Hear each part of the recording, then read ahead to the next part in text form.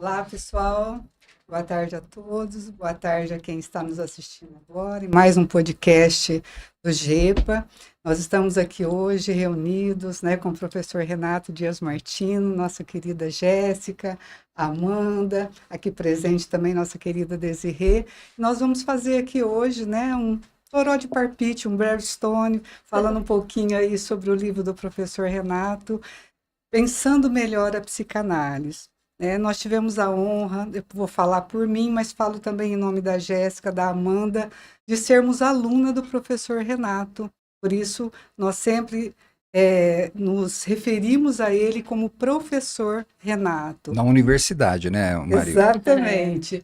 Professor, como é que foi para o senhor? Eu vou iniciar fazendo essa pergunta, mas minhas colegas aqui também vão, né, instigá-lo, perguntar para o senhor, porque eu acredito ser uma grande responsabilidade, mas também algo que hoje nós congregamos no GEPA. Quando eu falo congregar, eu estou dizendo que é uma filosofia de vida.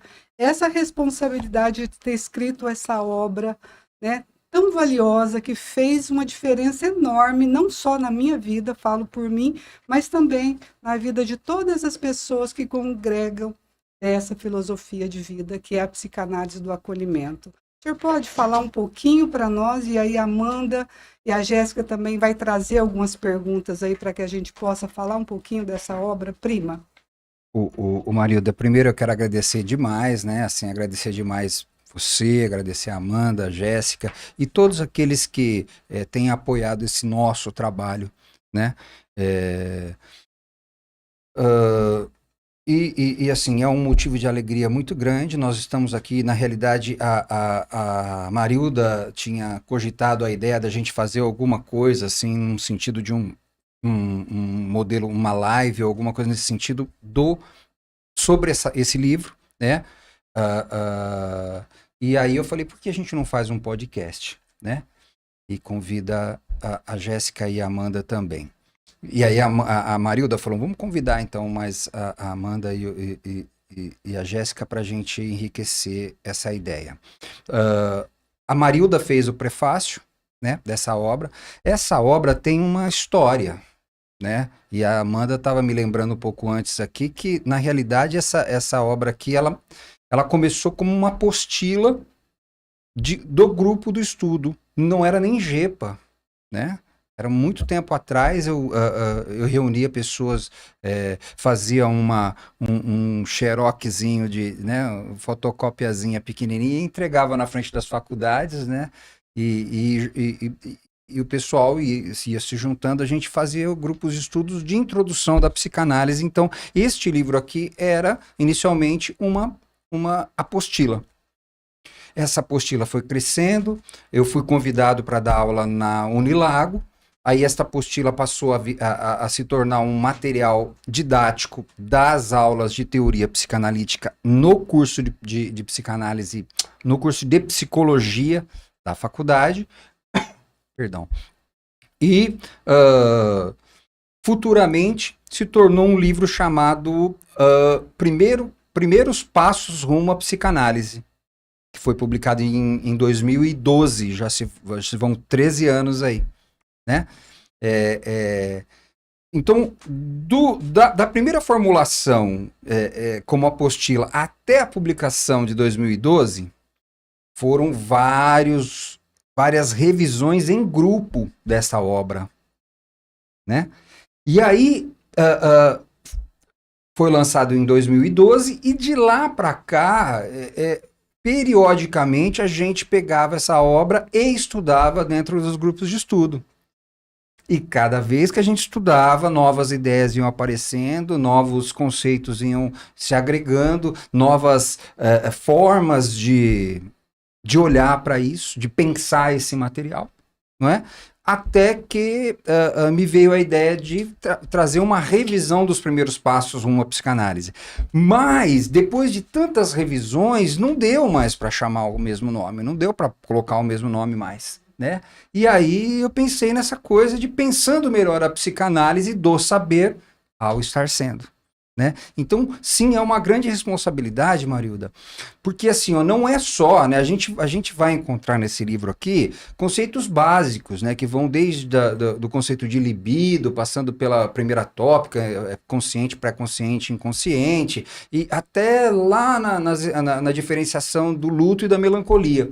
Mas não só apresentando esses conceitos como uma revisão literária, mas como uma revisão a partir da prática clínica, a partir do que realmente ainda faz sentido disso tudo dentro da prática clínica. Então, realmente é uma grande responsabilidade minha, não de todos nós, porque a gente, né, fez essa revisão juntos.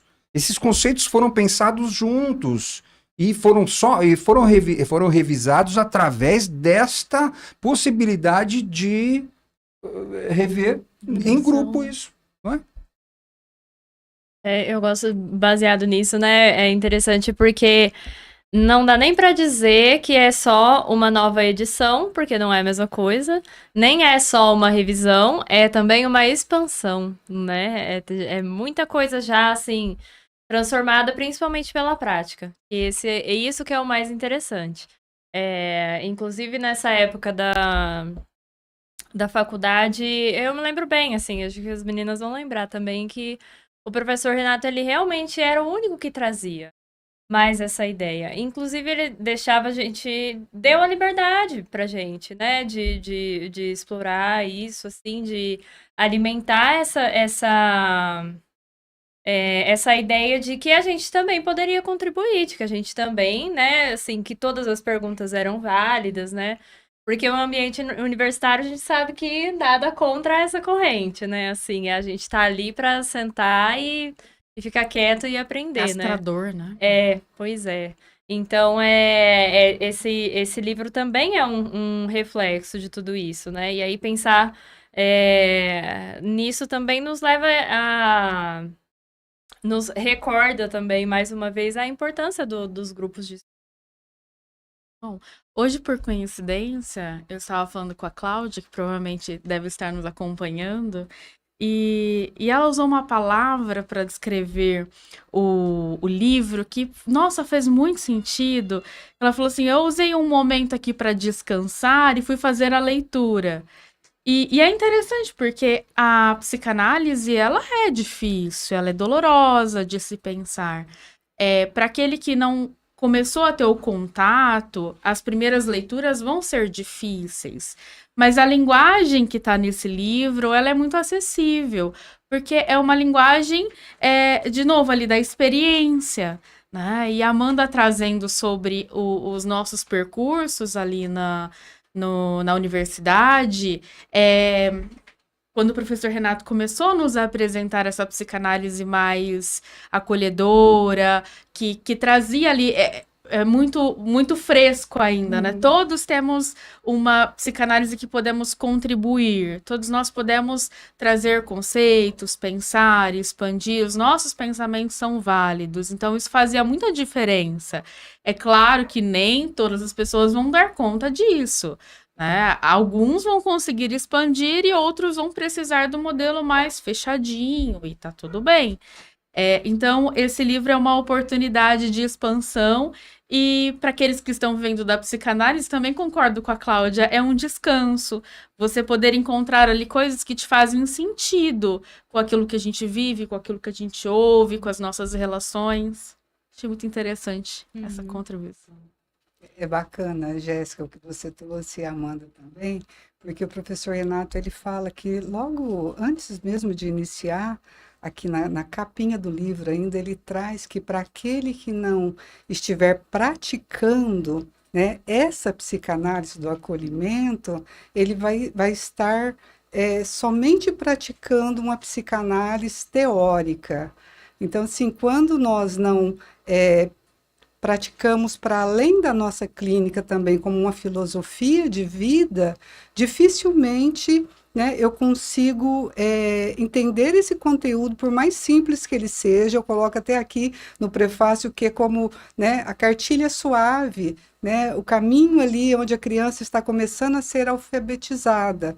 E é muito interessante, professor, porque o senhor traz essa psicanálise, não sendo uma psicanálise, né, que a gente fala só teórica, mas também essa psicanálise que a gente fala eletizada, uma psicanálise, né, que o Freud iniciou, mas o senhor traz aqui que ela já vinha antes ali, né, Schopenhauer, o senhor cita Kant, o senhor cita aqui vários filósofos que, quando nós entramos em contato com esse material do livro, é como se existisse um caminho que eu ainda não tivesse, que eu não fosse ainda capaz de perceber.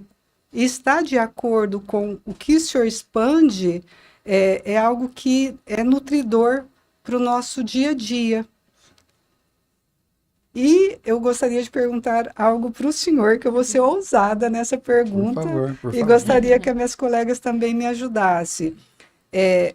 Nessa psicanálise do acolhimento, né, da qual nós do GEPA congregamos e praticamos, né, pelo menos é um movimento diário na nossa vida, existe a possibilidade dessa integração do sujeito. Então, eu posso, né, perguntar para o senhor que essa psicanálise do acolhimento é uma religião, partindo do pressuposto que religião é religar o homem novamente com o seu verdadeiro eu. É uma pergunta, professor. Sem dúvida. Olha só, marido, uma pergunta muito interessante e pertinente, né? Porque assim, a palavra religião, ela se perdeu. Uhum. Ela se perdeu como várias palavras dentro do nosso vocabulário, do nosso idioma, foi se deslocando, se desfazendo do seu da sua semântica original, né? Daquilo que daquele intuito que ela foi criada, né, para nomear certa experiência, e ela foi se desviando disso. A gente poderia passar uma tarde aqui falando de inúmeras palavras que, inclusive, a gente usa, né, dentro dos grupos de estudos, que foram se perdendo do seu intuito original. Relativizada, justamente, assim, convenientemente relativizada, né, Amanda? Então, a religião é uma dessas. Então, quando a gente fala de religião, a gente está falando de religação, né? Da possibilidade de se religar.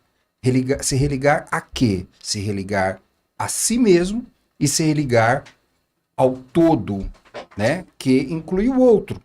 Então, se nós estamos falando da possibilidade de se religar com partes do eu e religar ao outro, sem dúvida, a psicanálise pode ser uma religião, né? E vamos para além disso. Uma religião que, diferente de Freud, que tinha todos os seus traumas e acabava excluindo a entidade ou a presença de Deus, nós incluímos isso.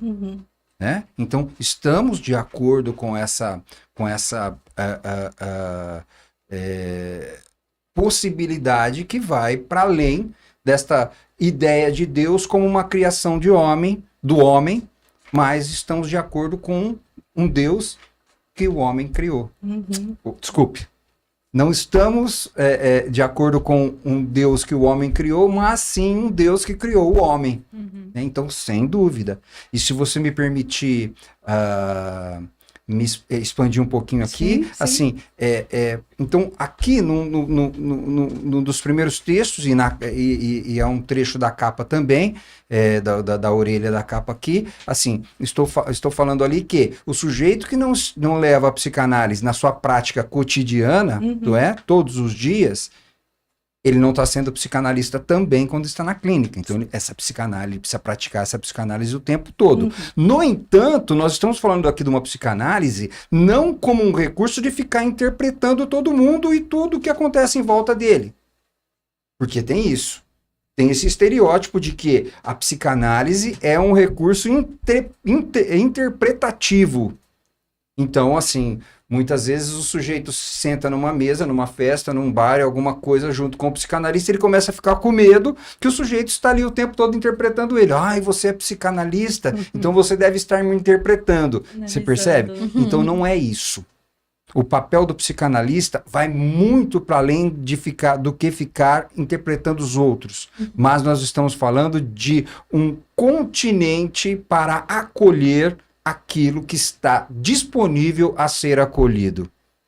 Então, este é o papel do psicanalista, e não só dentro da clínica, mas o tempo todo na vida dele, porque senão...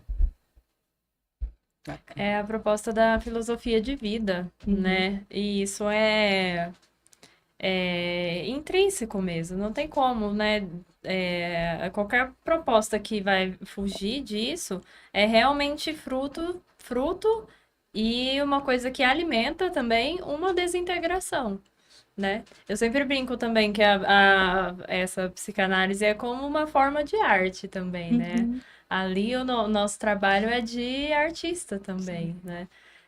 E um artista que trabalha com a verdade, com a realidade. Então, você não fala que um poeta, ele é poeta só quando ele está sentado escrevendo. Não é. Ele é poeta sempre. No bar, na escola, na academia, ele é um poeta. E nós também. Como que a gente vai dizer, né? Não, eu sou psicanalista só dentro lá ali na minha consultório. poltrona, do lado do divã. Só fora dali, eu não sou, não. É realmente seria o desdobramento de uma desintegração, né? E aí eu vou até para uma proposta, assim, do livro, também pegando esse gancho, que outra coisa muito interessante que também, que por mais que a gente esteja aqui lidando, né, assim, estudando, né, uma proposta de introdução da psicanálise, dos principais conceitos, né, assim, realmente uma teoria bem introdutória, assim, um conteúdo bem introdutório, mas ao mesmo tempo a gente vê isso também, né, nesses capítulos. E até eu queria que o professor Renato falasse um pouco também desse desenvolvimento, porque a gente vê também a integração nesse sentido, assim, de autores que são mais relevantes, como, por exemplo, o Freud, obviamente, e aí a gente vai para Bion, para Melanie Klein, para o Winnicott, né? Então, a gente tem realmente uma corrente, né, de psicanalistas que são mais relevantes, assim, que fazem mais sentido para esse tipo de filosofia, né, psicanalítica que a gente está falando aqui. E aí eu até queria que o professor, talvez até indo até um pouco mais para trás, nos seus estudos também, assim, como que foi ir ligando esses conceitos também. Amanda, na realidade, assim, não foi eu que fui ligando, né? Eu fui encontrando um caminho, né? Então, Freud, ele prepara um ambiente prático, teórico prático, para que se desenvolvesse assim como trouxe a expansão da Melanie Klein. Então, isso foi me sugerindo. Nós temos outros pensadores antes de Klein. Nós temos, por exemplo, Firenze, que é um pensador extremamente importante, que conviveu com Freud.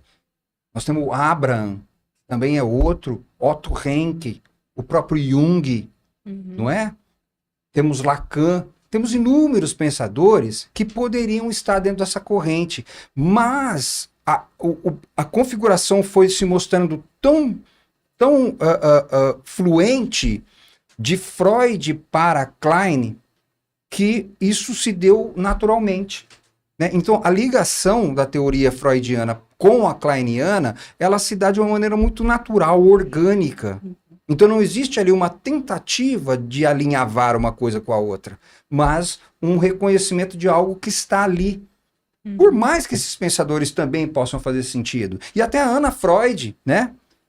Filha do Freud, mas ainda assim, a expansão kleiniana, ela tem uma ligação orgânica, natural com as ideias freudianas. E depois esses dois pensadores, né, o Winnicott e o Bion, também trouxeram expansões que vieram naturalmente se expandindo daquilo que veio da Klein. né? São experiências, são conceitos que a gente vai percebendo o desdobramento na clínica, no trabalho clínico, isso tudo se revelando. E não foi assim uma questão de escolher alguns pensadores, né? Eu passei por todos esses pensadores, estou te dizendo, li muito Jung, estudei muito Jung, né? Conheci bastante de outros pensadores, mas essa corrente ela foi acontecendo naturalmente e independente da minha escolha. E assim, me estendendo um pouquinho, não só para frente de Freud, mas para trás também, né? Schopenhauer. No Schopenhauer foi se mostrando né? Por mais que o Freud havia ali já indicado isso, mas né? E assim, nenhum desses pensadores eu busquei aprender com ele. Mas eles foram aparecendo, eles foram surgindo, conforme eu fui estudando, eles foram aparecendo, e os trechos que eu fui vendo nas obras de pessoas que citavam eles, me mostravam essa expansão, tanto para frente quanto para trás, Schopenhauer, Kant, Platão, não é? E aí a gente vai mais para trás ainda na cultura védica, no cristianismo.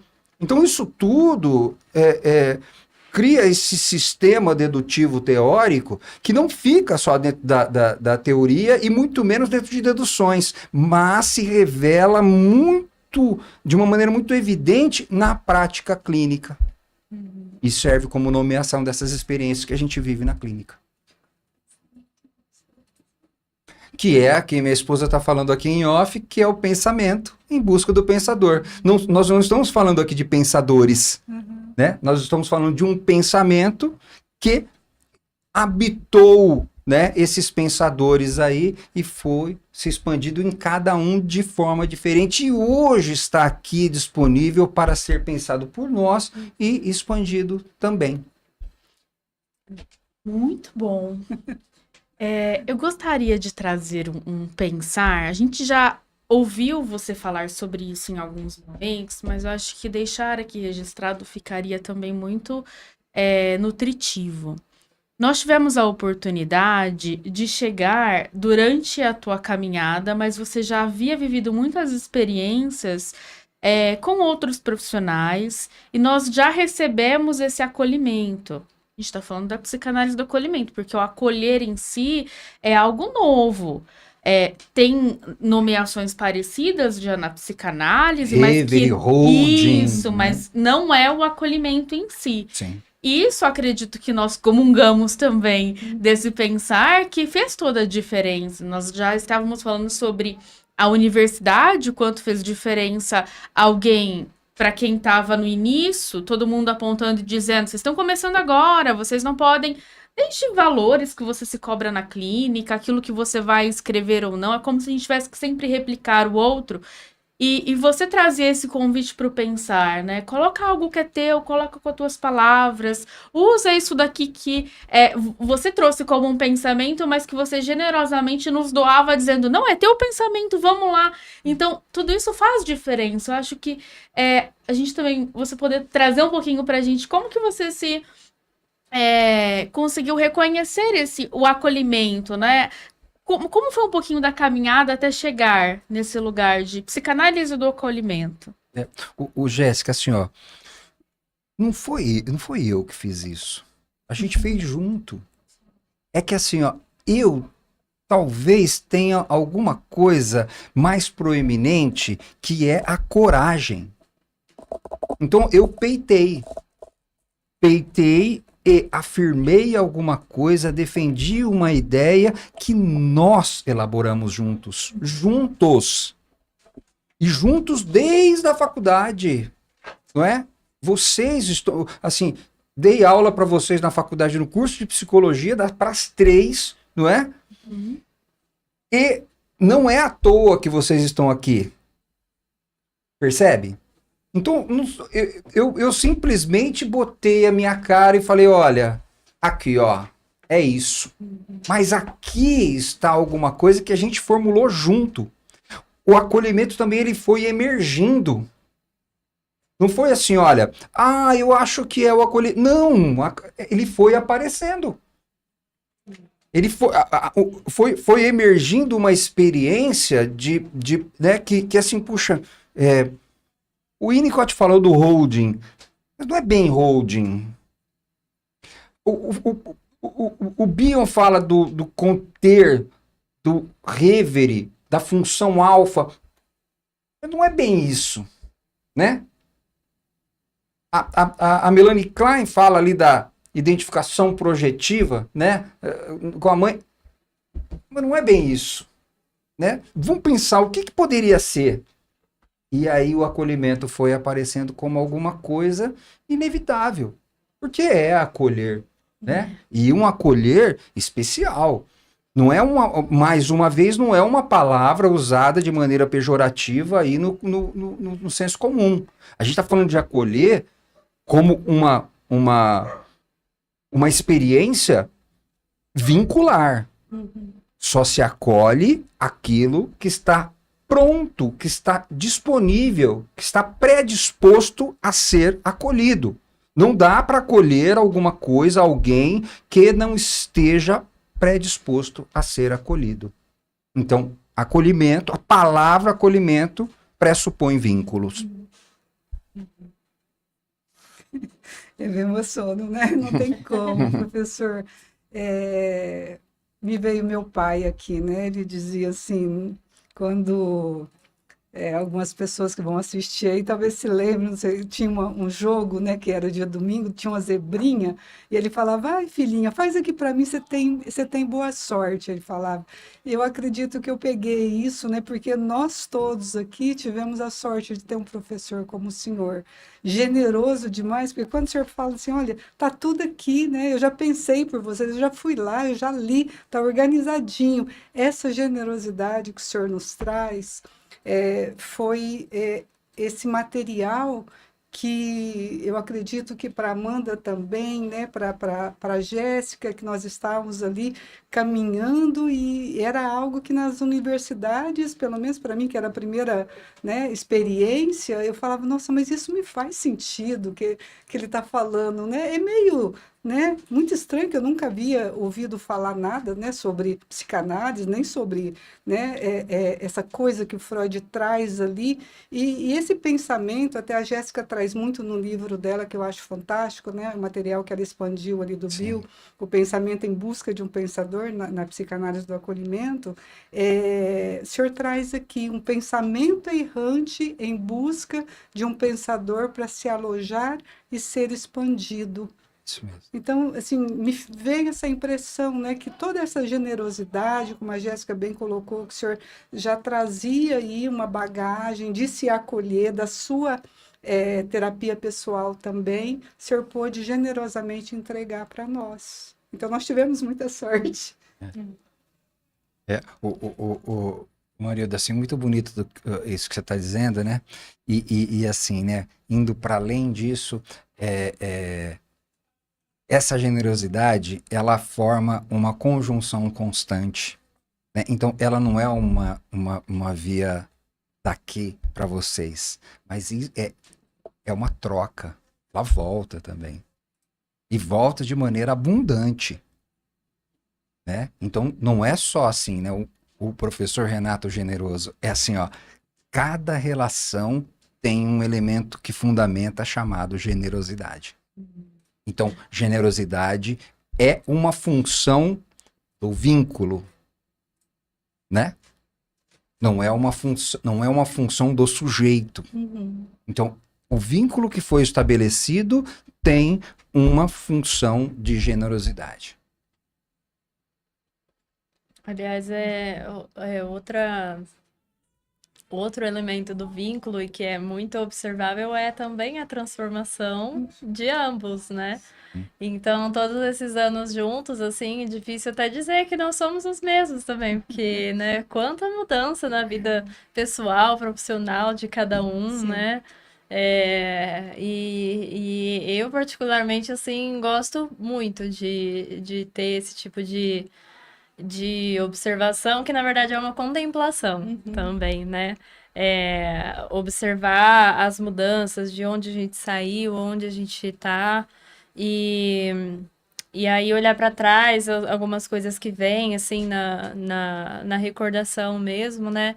E, inclusive, com essa prática clínica, né, que o professor foi falando, de tudo que se revela ali, e aí, em tantos anos já de análise pessoal também com o professor Renato, isso é uma coisa que eu também vejo, assim, que hoje eu olho para trás e vejo muita mudança também, né, da parte dele, da minha parte também, de desenvolver mais confiança, mais liberdade, né, e responsabilidade também.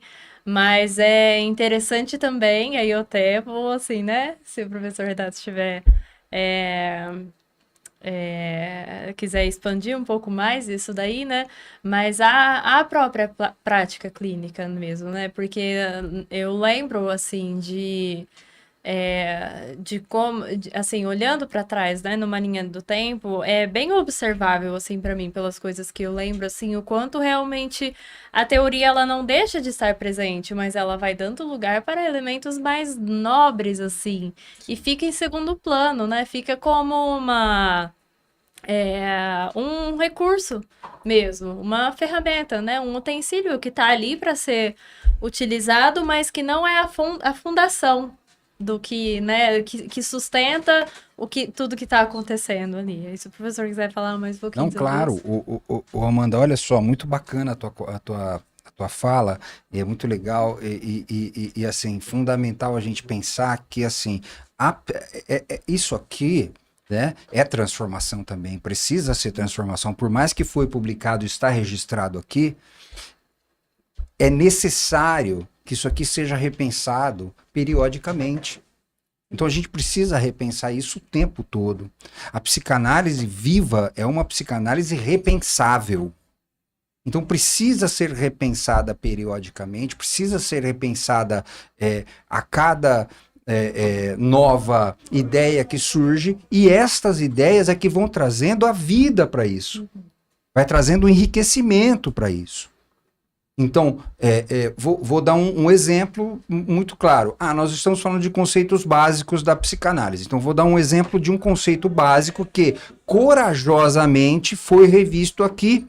E por que corajosamente? Porque é claro que vai esbarrar que muitos outros pensadores vão contradizer isso e vão até dizer: você está sendo arrogante de propor uma coisa dessa.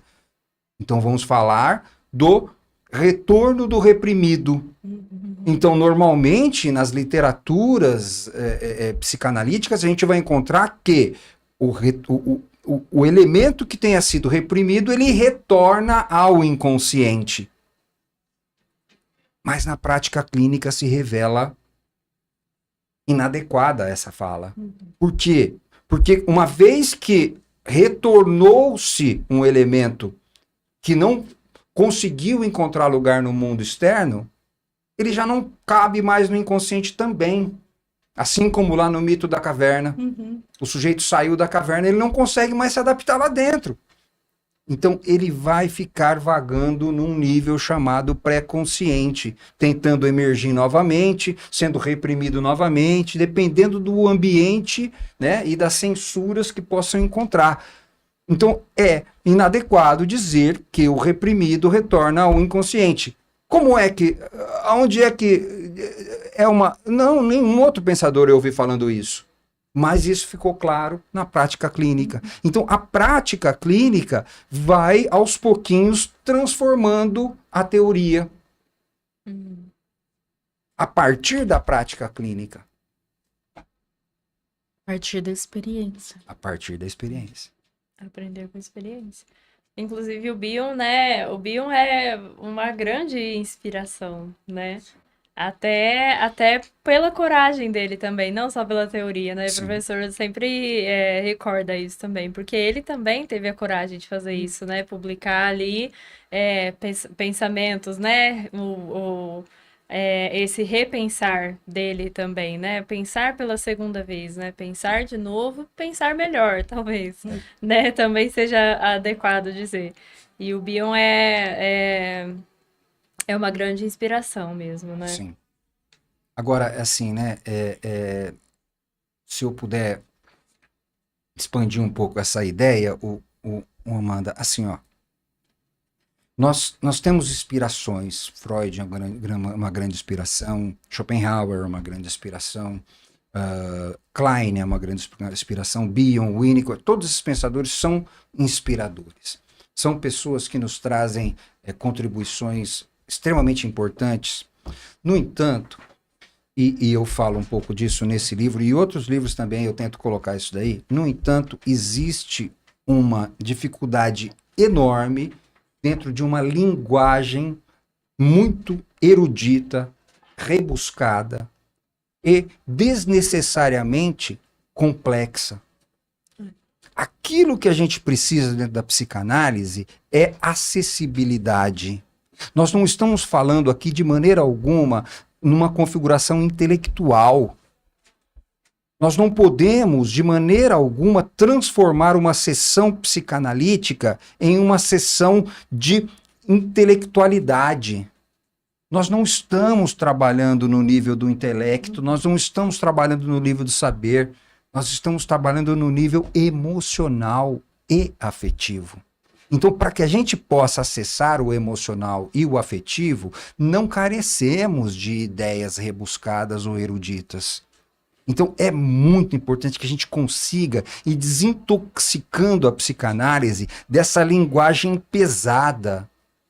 Por quê? Porque a psicanálise ela já é extremamente desconfortável. As formulações psicanalíticas são desconfortáveis. Cada vez que a gente cogita uma ideia psicanalítica, a gente está tocando em coisas profundas de cada um de nós, das experiências mal sucedidas, dolorosas, de perdas. Então, se além disso a gente ainda coloca uma linguagem erudita, rebuscada e complexa, aí a gente perde a mão da coisa completamente. Então, nós precisamos ser os novos psicanalistas que têm a coragem de publicar, precisam ter esta missão de trazer uma linguagem mais acessível. Faz sentido? Muito. E muitos caminham neste outro sentido, né? Assim, inclusive com essa característica da linguagem, né? Complexa, né? Complicada até, né? Porque não é só complexa, tem coisa que parece que é propositalmente complicada. Essa é uma mesmo, outra coisa né? que depois eu quero falar um pouquinho. Porque essa diferenciação é magnífica mesmo. Mas parece que talvez nem seja um intuito, mas que se desdobra de um tipo de funcionamento, que acaba trazendo consigo uma proposta de realmente colocar o psicanalista em um pedestal, né? De dar áreas de superioridade, de ser muito intelectual, de saber demais, de poder analisar todo mundo, inclusive quem não está ali disposto a ser analisado, né? Diagnosticar, apontar o dedo, não é isso? Pois é, com base assim, em julgamentos muito vazios, muito superficiais, que realmente... Porque a subjetividade do sujeito só pode ser, assim, eu ia falar conhecida, mas nem é conhecida, mas acessada, né, assim, através de uma sensibilidade que só acontece se o sujeito der a liberdade, né? E o Bill, inclusive, fala sobre isso, né, que isso só acontece se o paciente vier, senão não tem nem paciente, né? Então, o professor Renato trazendo essa ideia me fez ter essa iluminação, assim, e a vontade de falar sobre isso, porque é uma coisa que a gente vê muito, assim, na contemporaneidade, né? Falta generosidade, falta humildade, porque, né, eu quero estar lá em cima, quero... apontar o dedo para as pessoas e tudo está nelas e nada em mim. Na verdade, nos professores da universidade a gente via isso também, assim, né? Principalmente falando sobre diagnóstico, não sei o quê, aquilo ali dá uma coisa, sabe? Não, o problema tá ali, não tá aqui em mim, não. E isso vende, né? Essa que é a questão. O grande problema, né, Amandinha, que assim, das universidades é que assim, ó, o sujeito que se ocupa da prática clínica acaba não tendo tempo para estar dentro do meio acadêmico. E aquele que se compromete com o meio acadêmico acaba não tendo tempo de estar se dedicando à prática clínica. Então a gente encontra aí um abismo no meio dos dois sujeitos, né, onde aquele que está praticando a clínica e poderia contribuir com elementos vivos, ricos, enriquecidos de experiência, não podem, não entram no ambiente acadêmico. E aqueles que estão dentro do ambiente acadêmico, vivendo e sobrevivendo de revisão literária, é que estão ali dando aula para os possíveis aspirantes a psicólogos ou psicanalistas. Que só aprendem, pelo exemplo do professor, a replicar. É isso Só mesmo. replicar. Se me permitirem, acho que entra muito em contato com tudo que a gente tem falado aqui agora, essa ausência do modelo, ou seja, a gente está pensando sobre a análise pessoal, que se torna o nosso modelo, porque eu não vou encontrar no livro como que o paciente pode sair de determinada situação. Eu vou viver na minha experiência, quando eu me deparar com situações, porque todos nós temos situações parecidas da vida, né, base, e após receber, então, viver esse modelo, é que eu vou conseguir levar ali. Muitas vezes a gente pode estar vivendo um momento de dificuldade na própria análise, levando para pensar, e ao mesmo tempo auxiliando outra pessoa que esteja vivendo coisas que são parecidas, mesmo sem eu ter conseguido, vou colocar resolver, mas não como uma completude, mas resolver aquilo que isso está sendo trabalhado ainda. E aí, olhando aqui a nossa dinâmica de hoje, né, e dentro daquilo que eu estava pensando que eu trouxe para pensar sobre o acolhimento, o modelo do GEPA, ele sempre se apresenta assim.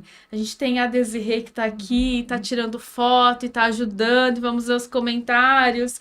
Hoje a gente tem o suporte aqui do Guto. Tinha esquecido o nome, perdão, do Guto aqui para nos auxiliar, mas esse modelo sempre esteve presente nos eventos, vai estar presente, nós estamos falando sobre pensar melhor a psicanálise através dessa revisão, e vou abrir aqui em andemão que nós vamos ter um curso do GEPA que vários integrantes vão poder contribuir ali e também repensar aquilo que já está pensado aqui, trazer uma expansão ali para cada encontro durante todo esse ano de 2025. Então, assim, quanto é importante os modelos de vínculos. Se eu quero viver e entender a psicanálise do acolhimento, eu vou precisar olhar para as relações, para os laços afetivos que eu estou nutrindo. Porque dentro da universidade é sempre aquela coisa de competição instigada. E para o professor também não é diferente, né? E quando a gente sai desse modelo e passa a vir para o grupo que é aberto, o GEPA, qualquer pessoa que estiver disponível será muito bem-vindo. Agora, nem todos vão dar conta de permanecer na dinâmica que traz responsabilização. Porque quando o professor diz assim, olha, esse daqui é um modelo que você pode utilizar, ele não vai lá e faz por nós. Né? Então, ele traz para que a gente tenha um movimento ali. Eu te dou alguns instrumentos, mas você... Como que é o ditado? Eu te dou a vara de pescar, mas é você que vai fazer a pescaria. E é um modelo de acolhimento real. Em vez de dar o peixe, ensina a pescar. Isso, obrigada. E o bacana, né, Jéssica? Só pegando, né, essa fala sua, é que a gente se propõe a fazer juntos. Vamos fazer juntos. Olha, vem participar do meu grupo, como um dia generosamente você fez comigo, né? Como a gente faz com todos ali que, né, vem e começa a se juntar e a gente fala, não, vamos fazer. Então, esse livro realmente, ele é uma possibilidade, né, professor, o senhor pode confirmar isso, que qualquer pessoa que não tenha tido contato nenhum, né, com uma psicanálise, né, rebuscada, uma psicanálise muito teórica, vai entender essa linguagem, que eu acredito que é o primeiro passo, né, para começar ali a buscar a sua análise pessoal. Isso mesmo. E aí Nós- entra... Oh, pode falar, por favor. Eu ia ler alguns comentários, pode Então, deixa eu concluir, só, depois deixa eu eu leio. só retomar a ideia do complexo e do complicado, né? Maravilhoso. Que é a questão assim, né? Dentro da vida, nós temos o complexo e o complicado. O complexo é aquilo que, na sua concepção, tem uma configuração que não é simples.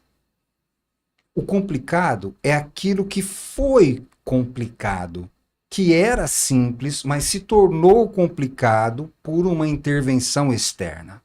Então, muitas vezes o sujeito ele complica a vida para não reconhecer aquilo que é complexo. Muitas vezes o sujeito ele cria uma atmosfera, ele cria um ambiente complicado na vida dele para não reconhecer e se responsabilizar pela complexidade da vida, porque a vida é complexa. Uhum. Porque o complicado, ele pode descomplicar. Então, ele acaba se sentindo onipotente, porque se eu descomplicar, a coisa fica tudo bem. Eu gosto de lembrar da ideia do Édipo. Então, quando o Édipo vai entrar em Tebas, a esfinge barra e traz para ele um enigma. Não é isso? Uhum. O enigma é o complicado. Uhum. E ele descomplica. Ele mata o enigma. Ele mata a charada. Mas quando ele entra em Tebas, tem uma situação complexa, que é a questão de que ele havia matado o pai dele e casado com a mãe. Uhum. Esta complexidade ele não poderia descomplicar. É. E pela desnutrição do ego vem a arrogância com Tiresias. Justamente. Porque não estava trazendo a realidade para ele. Bem isso, é bem isso. É. E a arrogância dos nossos profissionais fazem com que eles complicam, fazendo palavras complexas para se sentir A questão é assim, se eu não posso me fazer entender, eu vou confundir. Então, muitos psicanalistas, eles trabalham desta forma. Eles complicam a linguagem para esconder a sua ignorância. Uhum. E aí, com uma linguagem complicada, eles passam a impressão de intelectualidade. Inacessível, né? Inacessível. Coloca uma distância muito grande. Isso, né? Mas porque aí também vem esse lugar de estar aprendendo. Muitas vezes trazendo a sessão de análise como algo que o outro está doente e busca por ajuda. Eu tenho conhecimento da psicanálise, então, né, estou acima da população. É isso mesmo. E a nossa proposta é diferente, onde eu sou paciente, né? Eu sou ciente da minha dor, vou aguardar e vou buscar pela minha dupla para também crescer. E quando nós nos propomos a estar na posição diferente de analistas, a gente está ali aprendendo com o paciente e não no lugar de ensinar nada, né? É uma troca mútua que é generosidade, é o acolhimento, acho que tudo isso vai criando essa atmosfera de transformação. Eu vou ler agora alguns comentários que colocaram aqui. A Camila e o Roberto colocaram que entenderam muito através dessa perspectiva do novo livro. A Cláudia, que eu mencionei anteriormente, ela comentou, né? Para mim, o livro é um lugar de descansar, um passeio gostoso pela psicanálise. A Jéssica Montuani também está por aqui. Me encontrei no conteúdo desse livro e reencontrei uma possibilidade que há muito tempo não encontrava na teoria. Minha analista sabe. Íntegra e prática, renova, complementa e expande. Que é isso, né? É a facilidade de conseguir pensar coisas que são complexos. A Roberta também colocou: dentre todos os livros escritos pelo professor Renato, todos maravilhosos, esse Pensando Melhor a Psicanálise me marca muito, pois estava sendo revisado quando iniciei no GEPA. Olha que coisa boa, né? E a Cláudia complementou aqui: importante trazer a psicanálise para o dia a dia. A psicanálise do acolhimento é um caminho para isso. Muito obrigada a todos que interagiram conosco. Deixa eu só lembrar que, assim, esse ano a gente vai ter, então, a gente já está montando, né, um curso com os capítulos do livro, né? Cada integrante que se dispõe vir para Rio Preto, que a gente vai fazer híbrido, né? A gente vai fazer presencial e online, vai ministrar um capítulo, né, como um módulo desse curso, que aí vai durar bons meses aí, não é?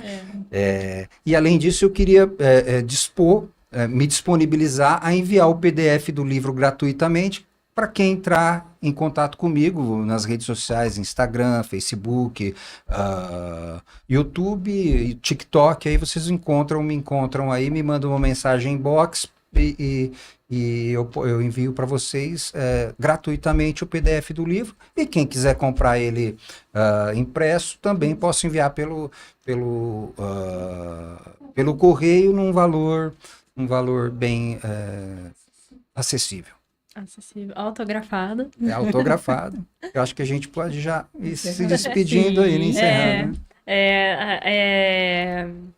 Fiquem atentos, então, né? Logo a gente vai começar a fornecer já as informações sobre o curso, né? Sobre as inscrições, e vai ser um trabalho muito bem elaborado, né? Inclusive partindo de outro trabalho muito bem elaborado e muito expansivo, e inclusive fica esse convite para participarem, né, do grupo, não sei em qual que tá ali. Para participarem do curso e justamente com o mesmo objetivo, continuar expandindo. Essa sempre vai ser a proposta, né, que o professor Renato, como precursor, né, iniciou o curso, né, o caminho para a gente, abriu esse caminho, e a gente está aqui sempre disponível para isso mesmo, né, para continuar caminhando nesses passos que possam contribuir para a vida cotidiana, né, para o dia a dia, mas também para o crescimento pessoal e profissional, né, para a prática clínica, enfim, para tudo isso.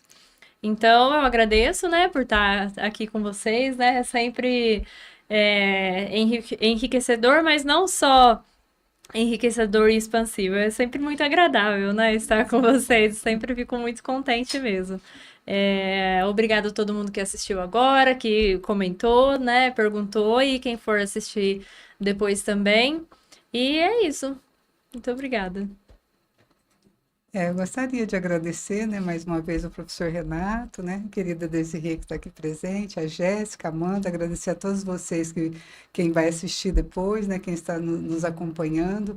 E eu gostaria, assim, de dar um breve, como a gente fala, né, testemunho do que a psicanálise antes, né, de eu conhecer a psicanálise, e agora, depois de 14 anos aí junto, né, o professor Renato pega na nossa mão mesmo e fala, vamos caminhar juntos, e esse crescimento não só, né, é um crescimento da prática clínica, mas um crescimento como um ser humano, um crescimento como alguém que hoje é capaz de se acolher e acolher as pessoas, né, da qual nos procura, e dizer que o livro realmente, mais uma vez, o professor Renato se coloca, né, à disposição de mostrar mais uma vez a sua generosidade, olha, enviando para vocês PDF ou até mesmo livro.